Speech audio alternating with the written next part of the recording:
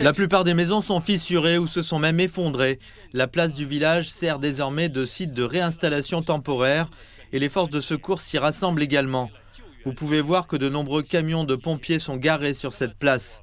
Les pompiers ont fouillé le village rue par rue. Les autorités ont mis en place un dispositif d'urgence immédiatement après le séisme et les secouristes ont commencé à arriver tôt dans la matinée. Ils ont divisé le village en plusieurs groupes et chaque équipe de secours fouille la zone qui lui a été attribuée. À 4 heures du matin, la plupart des personnes prises au piège avaient été secourues. Les sauveteurs ont ensuite commencé à fouiller chaque recoin du village. Ils sont entrés dans toutes les maisons qui s'étaient effondrées et ont demandé si quelqu'un était encore pris au piège. Les sauveteurs ont également fouillé les débris à la recherche de personnes âgées ou d'enfants éventuellement piégés. Nous avons remarqué qu'en plus des pompiers, d'autres forces de secours se sont rassemblées comme des équipes médicales, la sécurité publique et la police armée, ainsi que des équipes de lutte contre les incendies de forêt. En venant ici, j'ai vu que de nombreuses routes avaient été coupées à cause de l'effondrement des maisons et la police armée s'est arrêtée en chemin pour dégager la route afin que les secours puissent arriver à temps.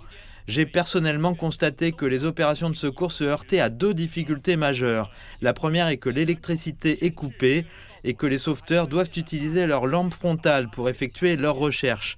Mais je pense que la situation s'améliorera au fur et à mesure que le jour se lèvera.